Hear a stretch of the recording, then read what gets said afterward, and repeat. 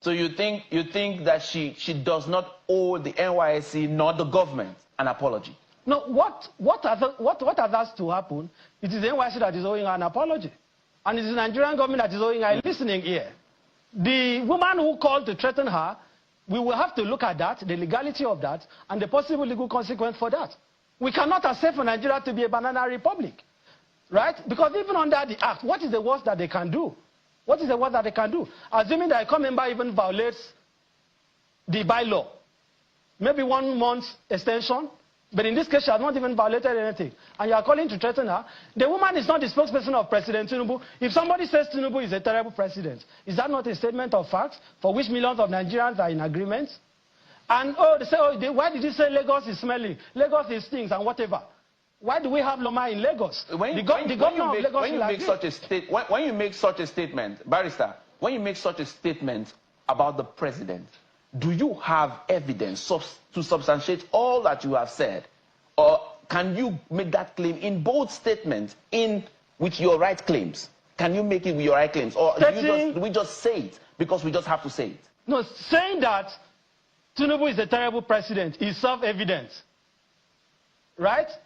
It's self-evidence. So self-evidence, do you use self-evidence in the court? I mean this... do you use self-evidence in the court? The evidence is before you. The evidence is before you. If the president is not terrible, Nigerians will be able to afford... Is the evidence before me? Is the evidence before me admissible in court? Of course it is admissible. Because the judge who will preside over the case could not have possibly trekked to the court. He would have had to enter a vehicle, and he knows how much he's buying fuel. That judge, possibly in his house, maybe he's depending on diesel or fuel, and he knows how much he's paying for it. Every Nigerian can attest. So you are saying that the judge will use that as his yardstick then? I'm telling you that in court. The question of whether this president is terrible or not is one that there shouldn't be a debate. And anyone that is seeking to debate it is just engaging in intellectual duplicity with profound respect. Because I can sit here and chronicle facts that is conclusive about... In fact, she was very kind in her language. If I was the one, I could have used more Arabic language. How can you say... And this is the president, by the way, who was promising us heaven and earth. Today, Nigerians cannot feed. Look at the cost of data that has been increased. You can't even have access to internet. The cost, the electricity tariff has been increased. Our naira, our exchange rate is nothing to write home about. Healthcare, nothing to write home about. The war on corruption, the president has not fought it.